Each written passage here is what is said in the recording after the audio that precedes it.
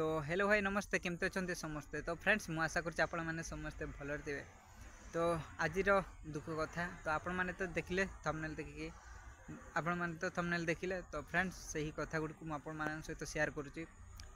तो जो थंबनेल देखिले जो आम घर भंगा हे तो फ्रेंड्स हाँ भंगा हे सतरे जेहेतु आम डाल्टा जगार घर करके अच्छे यहाँ एक्चुअली बंदटा सेपटे नाल साइड देखिपारे सेपटे साइड जो रास्ता तैयारी कराउची तो सेमती एटा बंदटा बंद उपरे देखिपारे फ्रेंड्स आम घर।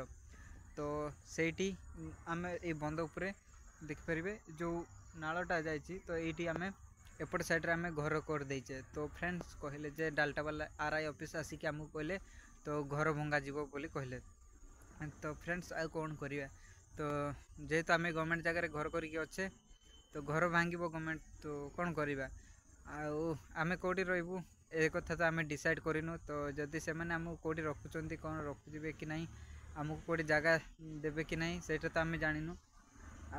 गाँ कथा कौन कहबी तो गाँ कथा कहला भितर वीडियोटी बहुत लंबा हो।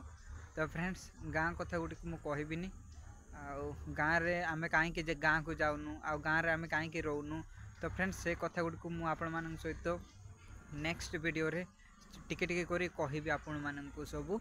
तो फ्रेंड्स वीडियोटी को बेसी लंबा करिबिनी नहले आपण माननकु देखिया को भल लागिबनी अजतर खाली स्किप करके जीवे तो मो कथा गुड़ी को आपण माने बुझी पारिबेनी।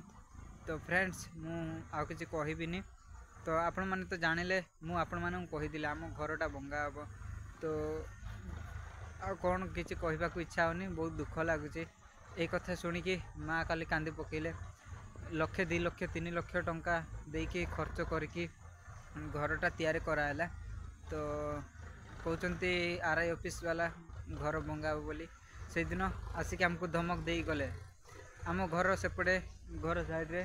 तो आम सेपटे नलकूप बनईचु तो सेटा भी कहले नलकूप ये कहीं बनइल किए तुमको परमिशन देला। तो फ्रेंड्स बहुत किसी कथा कही गले तो आम तो किसी कहीपरूनी जेहेतु आम गवर्नमेंट जगह घर करके अच्छे। तो फ्रेंड्स आउ किसी कहबिनी आपण मानक नेक्स्ट वीडियो रे आगामी कथा आगामी घटना गुड़ी को मुझे सहित शेयर करी। तो फ्रेंड्स चलतु रखुची जय जगन्नाथ नमस्कार।